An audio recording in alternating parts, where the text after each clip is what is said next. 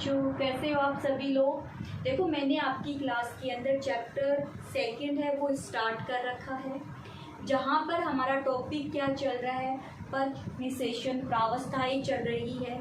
उनके अंदर एक तो अपन ने अध्ययन किया भ्रूण कोश किसे कहते हैं, दूसरा अपन ने अध्ययन कर लिया कि भ्रूण का परिवर्धन किस प्रकार से होता है, और आज अपन क्या अध्ययन करेंगे, बीज का अध्ययन करेंगे।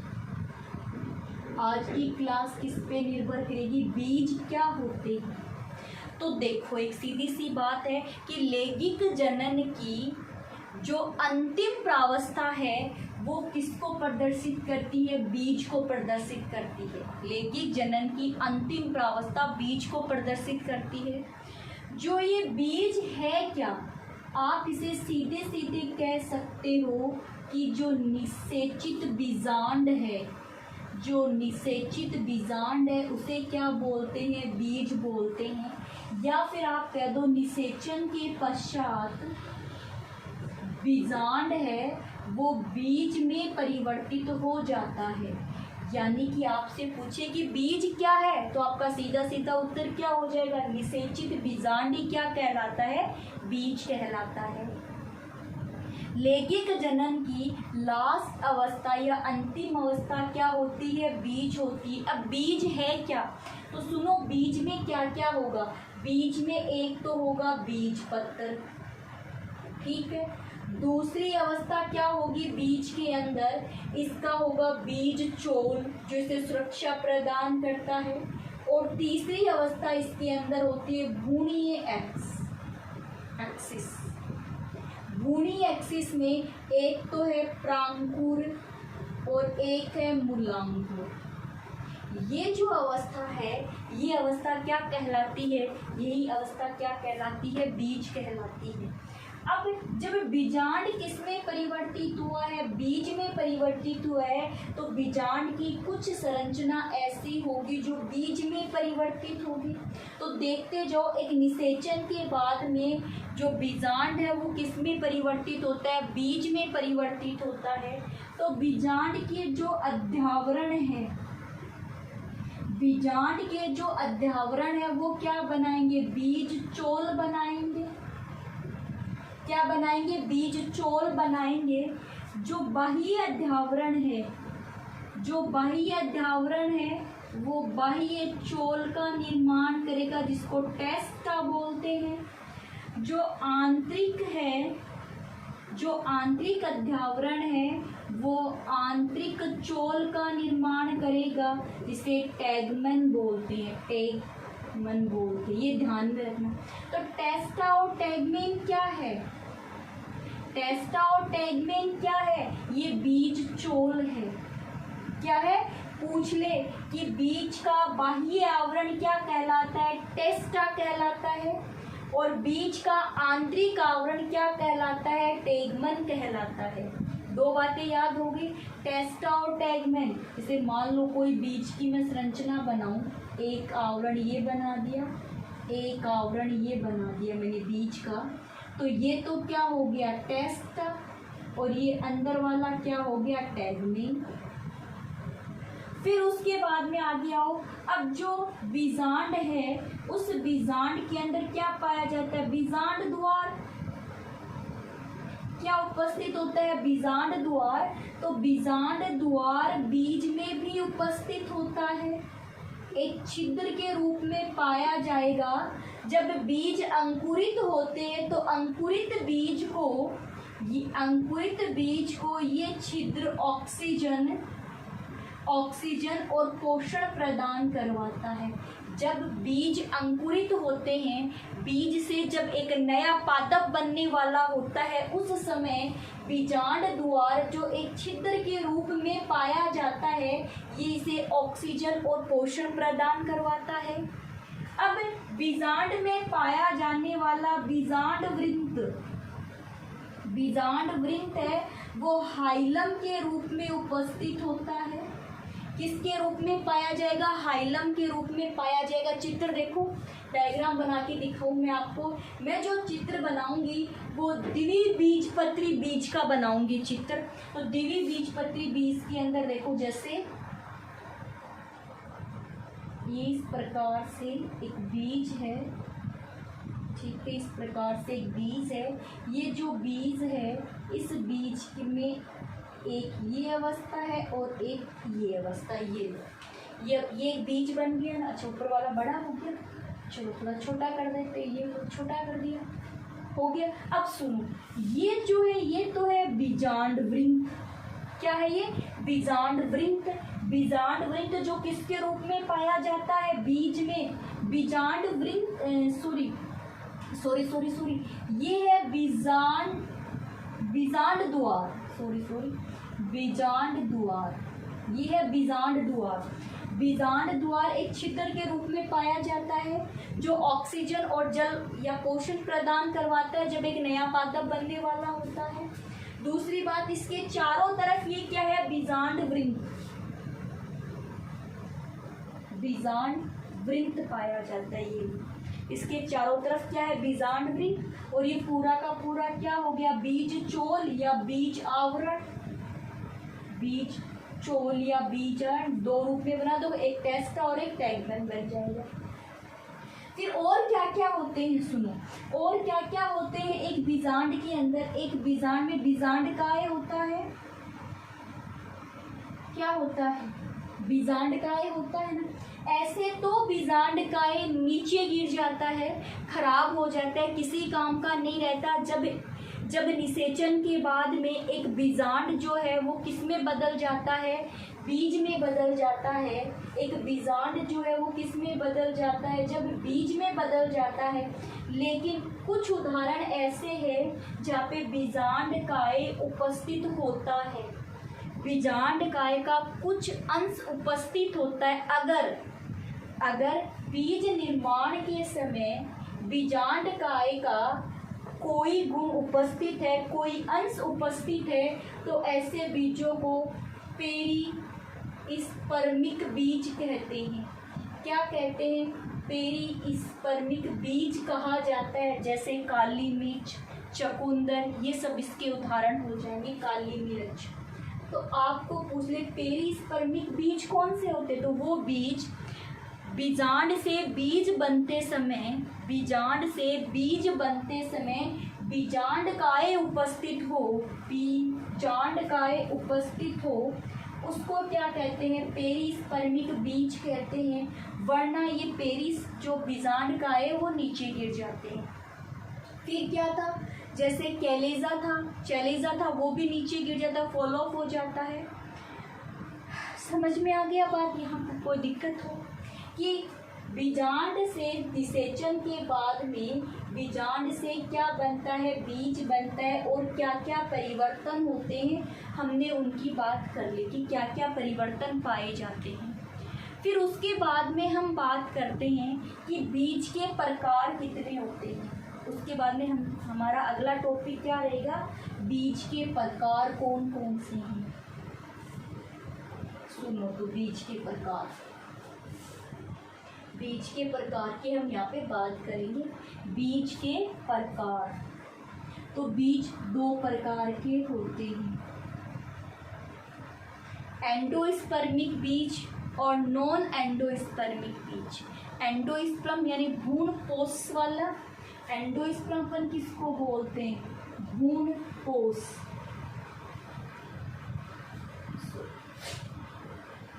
तो भ्रूणपोषी बीज और अभ्रूणपोषी बीज कितने हो गए? दो हो गए। भ्रूणपोषी बीज और एक क्या हो गए?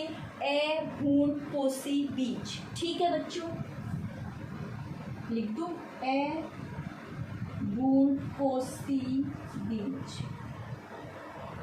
भ्रूणपोषी जो बीज होते हैं कि जब बीजांड से बीज बन रहा है उस समय संपूर्ण भ्रूणपोष को उपयोग में नहीं लिया जाएगा। भ्रूणपोष का कुछ अंश बीज में उपस्थित होता है। अगर बीज निर्माण के समय भ्रूणपोष उपस्थित हो अगर भ्रूणपोष उपस्थित हो तो उसे भ्रूणपोषी कहते हैं। भ्रूणपोष याद है ना, त्रिगुणित अवस्था में पाए जाते हैं, त्रिगुणित अवस्था में पाए जाते हैं भ्रूणपोष। तो अगर भ्रूणपोष उपस्थित है तो कौन से हो गए, भ्रूणपोषी हो गए, भ्रूणपोषी हो गए। तो भ्रूणपोषी कौन से होते हैं, एक बीजपत्री। कौन से पादप, एक बीजपत्री जो बीज होते हैं वो भ्रूणपोषी होते हैं। अभी चित्र बना के दिखाऊंगी।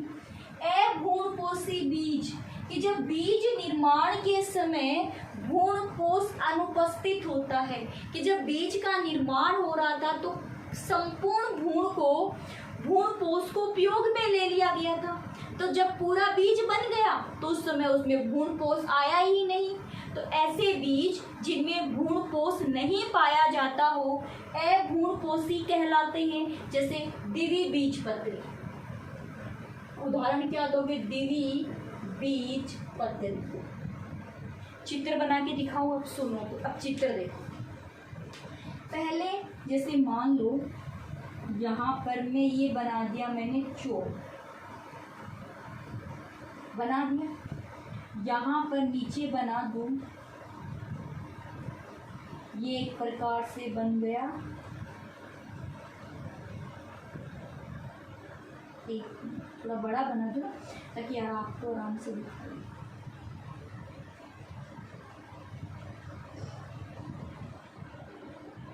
ये है बीजपत्र,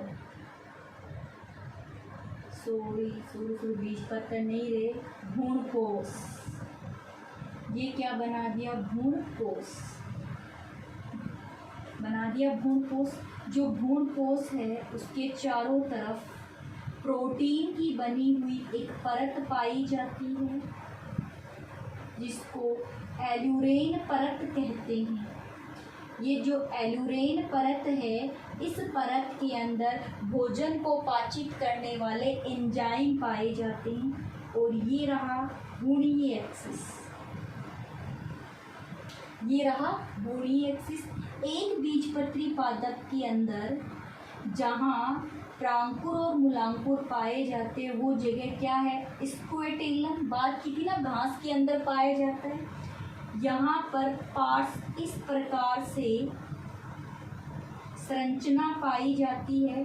तो इसे तो क्या कह दिया, प्रांकुर चोल, जिसमें क्या पाया जाएगा, प्रांकुर पाया जाएगा, जो आगे जाकर के प्रोह का निर्माण करता है।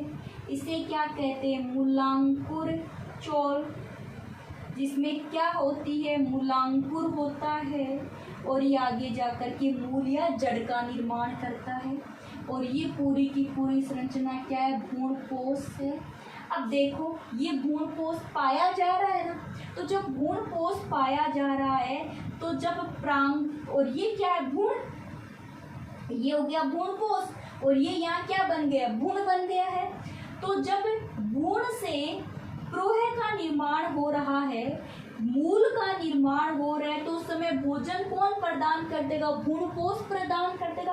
तो अगर भ्रूणपोष पाए जा रहे हैं, अगर भ्रूणपोष पाए जा रहे तो वो कौन से होंगे, भ्रूणपोषी। और भ्रूणपोषी का उदाहरण क्या है, एक बीजपत्री। जैसे मक्का अपने आप में क्या होते हैं, एक बीजपत्री होते हैं। समझ में आ गई क्या बात। अब द्विबीजपत्री देखो, द्विबीजपत्री का यहाँ मैं चित्र बना रही हूँ, आराम से देखो। ये हो गया भ्रूणीय एक्सिस, जैसे ये था ना यहाँ पे भ्रूण के लिए भ्रूणीय एक्सिस, और यहाँ पर ये हो गए बीजपत्र। ये तो बीजपत्र का है, पार्श्व में ऊपर की तरफ क्या पाया जा रहा है, प्रांकुर, और नीचे की तरफ क्या है, मूलांकुर। ये किसका उदाहरण हो गया, द्विबीजपत्री बीज का उदाहरण हो गया। तो द्विबीजपत्री के अंदर भ्रूणपोष नहीं पाया जाता, इसीलिए पोषण कौन प्रदान करेंगे, बीजपत्र। कितने बीजपत्र पाए जाते हैं, 2 बीजपत्र पाए। तो एक बीजपत्री में एक बीजपत्र पाया जाता है तो भोजन कौन दे देगा, भ्रूणपोष दे देगा। और यहाँ पे पोषण प्रदान करने का काम कौन करेंगे, बीजपत्र पोषण प्रदान करने का काम करेंगे। फिर देखो अंतर, देखो ये तो हो गया एक बीजपत्री बीज, और ये हो गया द्विबीजपत्री बीज। एक बीजपत्री बीज में एक ही बीजपत्र पाया जाता है, जबकि इसके अंदर 2 बीजपत्र पाए जाते हैं। एक बीजपत्री बीज में पोषण भ्रूण कोष उपस्थित होता है, जबकि इसमें भ्रूण कोष अनुपस्थित होता है। एक बीजपत्री बीज के अंदर क्या पाए जाते हैं? प्रांकुर चोल और मूलांकुर चोल पाए जाते हैं, जबकि यहाँ प्रांकुर चोल और मूलांकुर चोल क्या चोल अनुपस्थित होते। चोल, प्रांकुर चोल और मूलांकुर चोल अनुपस्थित होते हैं। क्या होते हैं? अनुपस्थित होते। फटाफट देख और सुन लो। भ्रूण कोश के चारों तरफ प्रोटीन की बनी हुई परत पाई जाती है, जिसे एलुरीन परत कहते हैं, जबकि इसमें एलुरीन परत अनुपस्थित होती है। तो ये अंतर है एक बीजपत्री बीज और द्विबीजपत्री बीज के अंदर। देखो, एक तो अपन ने अंतर किसमें कर दिया? भ्रूणपोषी बीज किसे कहते हैं? एक बीजपत्री बीज और द्विबीजपत्री बीज में क्या अंतर है? ये हमने अंतर कर लिया है। ठीक है, क्या इतनी बात समझ में आ गई? आगे चले। अब हटा दो, सुनो तो आगे। अब सुनो आगे। अब हम बात करते हैं कि जो बीज जो होते हैं उनमें प्रस्तुति अवस्था पाई जाती है। प्रस्तुति अवस्था पाई जाती है। क्या पाई जाती है? प्रस्तुति अवस्था। तो सुनो, एक बीज है, बीज का परिपक्वन हो गया और परिपक्व जो बीज है उसमें अंकुरण की अवस्था नहीं पाई जाती।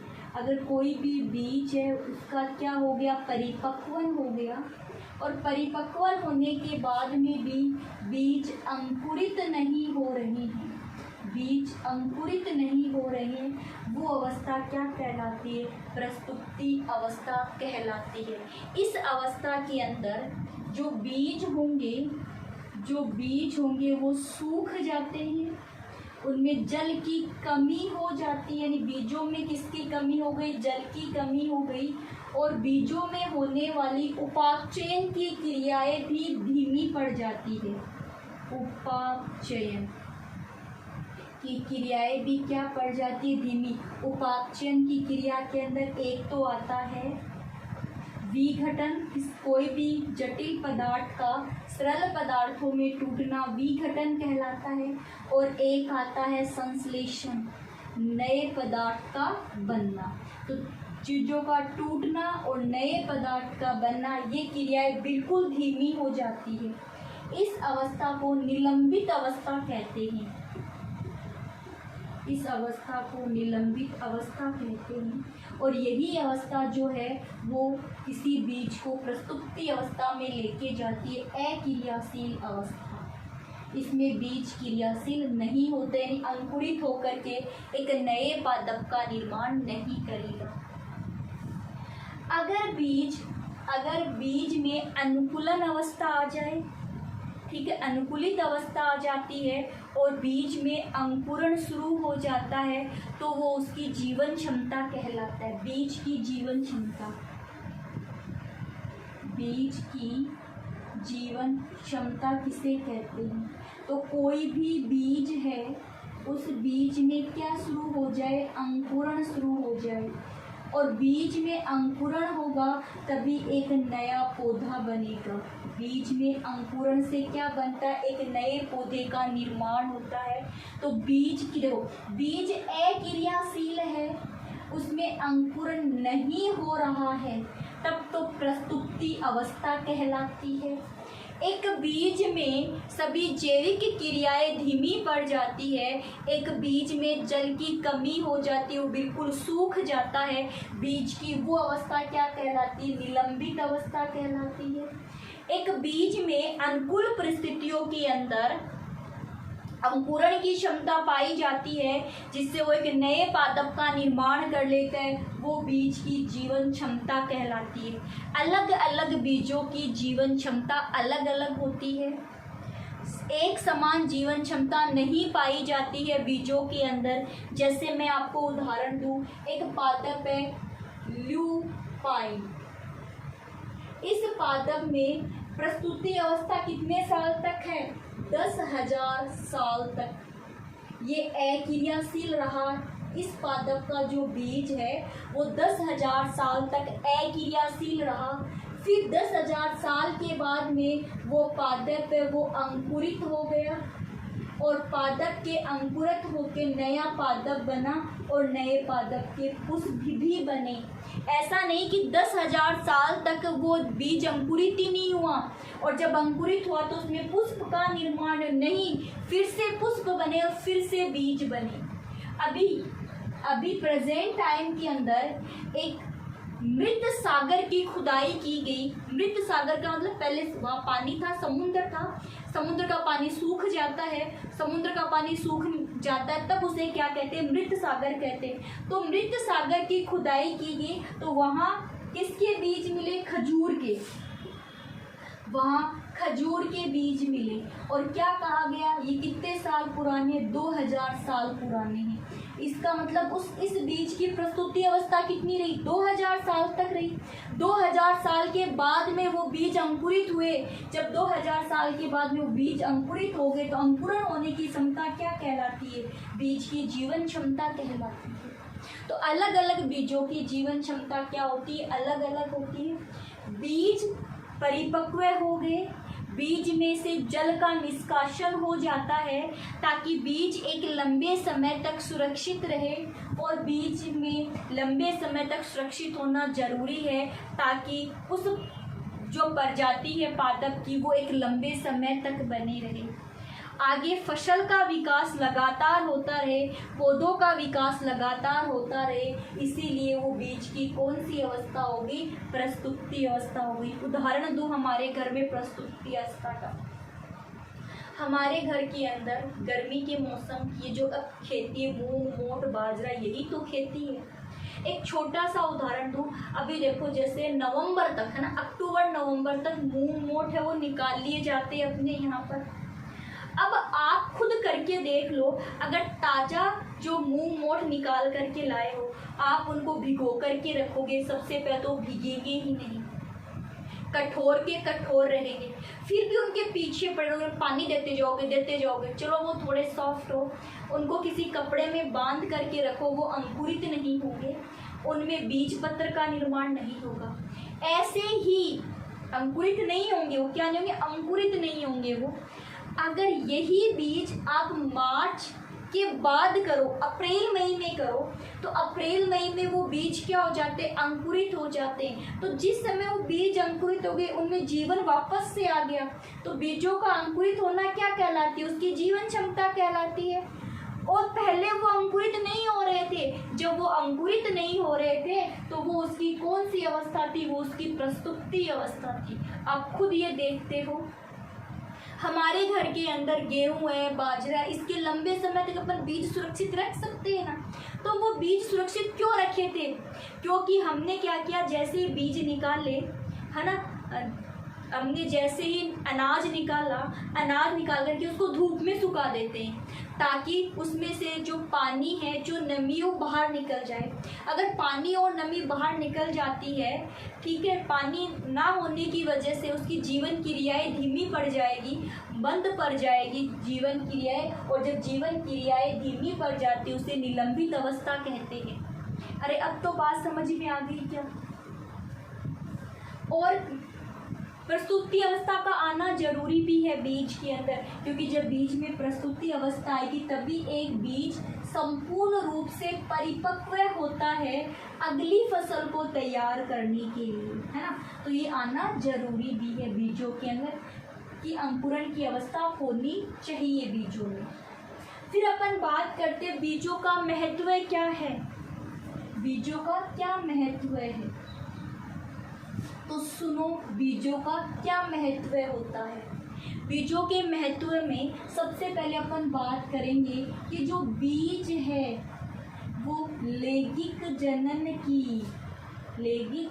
जनन की अंतिम प्रावस्था है, लास्ट अवस्था है। जिस पौधों में बीज का निर्माण होता है वहाँ पे बाह्य वातावरण की परागण के लिए बाह्य वातावरण की आवश्यकता नहीं है। बीजों को एक स्थान से दूसरे स्थान पे ले जाने के लिए जल की आवश्यकता नहीं होती है।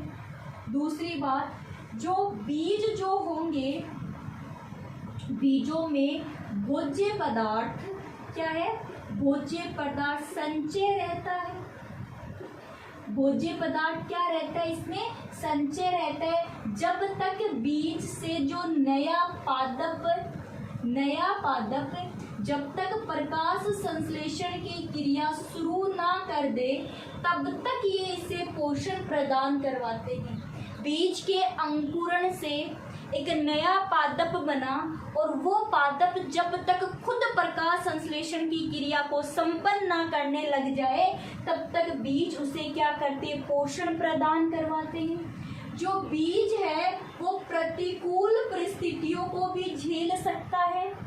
प्रतिकूल परिस्थितियों को झेलने की उसमें क्षमता पाई जाती है, जिससे उन पौधों की प्रजाति है वो लंबे समय तक बनी रहती है।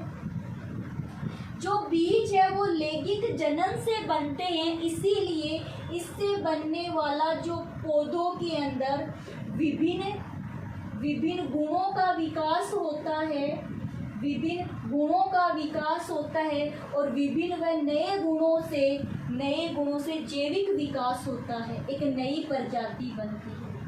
जैविक विकास होता है वह नई प्रजाति बनने की क्षमता पाई जाती है। जो बीज है उस बीज पर बीज चोल पाया जाता है। यह बीज चोल बीजों को लंबे समय तक सुरक्षा प्रदान करता है। जो बीज होते हैं इन बीजों में भोज्य पदार्थ संचित है, इसीलिए बीजों का उपयोग भोजन के लिए भी किया जाता है। मानव या और अदर जंतुओं के द्वारा इसका उपयोग किसमें किया जाता है, भोजन के रूप में किया जाता है। जो बीज है, बीज की वजह से जीवन जो है, उस पौधे का जो जीवन है वो लंबे समय तक सुरक्षित रहता है।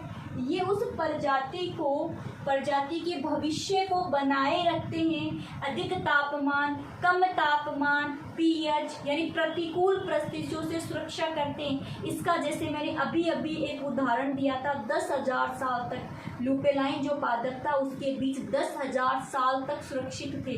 तो सोच के देखो, अगर उन 10,000 साल के अंदर उस पादप के जितने भी बीज थे वो सभी के सभी खराब हो जाते, बनते नहीं, तो उस लुपेलाइन पादप की तो प्रजाति नष्ट ही हो जाती ना, वो एक विलुप्त प्रजाति बन जाती। तो प्रजाति को विलुप्त होने से रोकने का कार्य कौन करते हैं, बीज करते हैं। क्या करते हैं, पढ़ के देखो फटाफट बोर्ड पे। सबसे पहले क्या है, लैंगिक की प्रथम अवस्था होती है एक बात। दूसरी, ये बीज जो है जनन के लिए ना, प्रजनन के लिए बाह्य वातावरण की आवश्यकता नहीं होती है। इनमें भोज्य पदार्थ संचय रहता है जो नए पादप को तब तक भोजन प्रदान करवाता है जब तक वो स्वयं प्रकाश संश्लेषण की क्रिया ना करने लगे। बीजों में बीज चोल पाया जाता है जो बीजों को एक लंबे समय तक सुरक्षित रखता है, जिससे नई जाति की जीवन क्षमता बनी रहती है। बीज से जो प्रजाति है वो प्रतिकूल परिस्थितियों में अपने आप को बनाए रखती है। बीज लैंगिक प्रजनन से बनते हैं, इसीलिए विभिन्न गुणों का विकास होता है और विभिन्न गुणों से नए गुण आते हैं और नए गुण किसको जन्म देते हैं, जैविक विकास को जन्म देते हैं। बीजों से जो अनुवांशिक जो लक्षण होते हैं उनमें बदलाव होता रहता है, एक नई प्रजाति का क्या हो जाता है, विकास होता रहता है, जो प्रतिकूल परिस्थितियों में अपने आप को क्या रख सकती है, सुरक्षित रख सकती है। पढ़ लो जल्दी से फटाफट, एक बार मैं हट चुकी हूँ बोर्ड के आगे से, फटाफट पढ़ लो जल्दी जल्दी पढ़ लो फटाफट, टाइम नहीं वेस्ट होना चाहिए। पढ़ लिया, सुनो। फिर दूसरी बात, जो बीज होते हैं है ना, उनमें प्रकीर्ण होता है, एक स्थान से दूसरे स्थान तक ले जाया जा सकता है बीजों को। दूर दूर तक उनको बोया जा सकता है बीजों को। तो एक जगह पौधों की भीड़ इकट्ठी नहीं होती है, क्राउड, पौधों की क्या नहीं होती, भीड़ इकट्ठी नहीं होगी। बहुत सारे पौधे एक जगह नहीं पाए जाते बीजों की वजह से। वरना तो अगर बीज है उनको एक स्थान से दूसरे स्थान पर नहीं ले जाया जा सकता, तो फिर वही बीज बनेंगे, उस पौधे के पास गिर जाएंगे सभी के सभी बीज। मानो वे बीज कैसे बनेंगे? निषेचन की क्रिया हो गई, निषेचन की क्रिया के बाद में जो बीजांड है उसने बीज बना लिए, तो पुष्प में ही तो बन रहे हैं बीज। अब वो बीज है, अगर उनमें एक स्थान से दूसरे स्थान तक लेके जाने की क्षमता नहीं होती, सारे के सारे बीज वहीं गिर जाते, प्रतिकूल परिस्थितियों के अंदर वहीं पे अंकुरित हो जाते।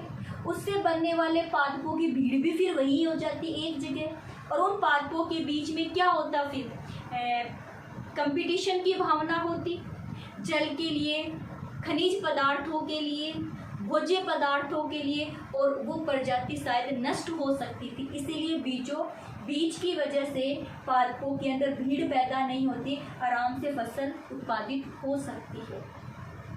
तो एक फसल है, उसकी जीवन क्षमता को बनाए रखने के लिए या फिर पौधों की प्रजाति को बनाए रखने के लिए बीजों का अहम रोल होता है।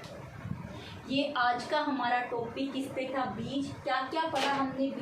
बीज है क्या? निषेचित बीजांड को बीज कहते हैं। बीजांड से बीज का निर्माण होता है। पेरिस्पर्मिक बीज किसे कहते हैं? जब बीजांड से बीज का निर्माण होता है तो उस समय जो बीजांड का उपस्थित रह जाता है उसे पेरिस्पर्मिक सीड कहते हैं, वरना बीजांड का उपस्थित नहीं होता है। फिर हमने भ्रूणपोषी, अभ्रूणपोषी 2 प्रकार के बीज पढ़े। एक बीजपत्री बीज कैसा होता है, द्विबीजपत्री बीज कैसा होता है, इसकी हमने बात की। फिर हमने बीजों के महत्व को पढ़ा। उसके बाद में हमने कहा अगर बीज अंकुरित नहीं हो रहे उसका प्रस्तुप्ति काल कहलाता है। प्रस्तुप्ति काल कब आता है? जब बीजों में जल की हानि हो जाएगी, बीजों में जैविक क्रियाएं बंद हो जाएगी, और ये होना जरूरी भी है ताकि बीज खुद को नया पादप बनाने के लिए परिपक्व कर सके। जब एक बीज अंकुरित होकर के नए पादप का विकास कर लेता है तो उसकी जीवन क्षमता कहलाती है। अलग अलग बीजों की जीवन क्षमता क्या होती है? अलग अलग होती है। बात समझ में आ गई बच्चों बीजों की? अब हमारी अगली क्लास में एक तो अपन पढ़ेंगे फल का निर्माण कैसे होता है ना। हम कुछ और परिभाषाएं देखेंगे, छोटी छोटी परिभाषाएं हैं। असंजनता क्या होता है ना। फिर उसके बाद में जो संकरण बीज है उनका क्या महत्व है, उनकी क्या हानियां हैं, इन सब का अध्ययन अपन अगली वाली एक क्लास और बची है। एक क्लास कंप्लीट होने के बाद में ये जो चैप्टर है ये आपका कंप्लीट हो जाएगा। बस इसके नोट्स प्रोवाइड करवाने रहेंगे। तो जिन बच्चों ने अभी तक पीछे का वीडियो नहीं देखा है वो पीछे के सभी वीडियो देख लें, क्योंकि एक ही वीडियो और बचा है, फिर ये चैप्टर आपका कंप्लीट हो जाएगा जो एग्जाम में 4 नंबर का आता है। ओके बच्चों, आज की क्लास हमारी इतनी ही थी। नेक्स्ट डे अपन इससे आगे का जो बचा हुआ टॉपिक है वो कंप्लीट करेंगे। ओके बच्चों।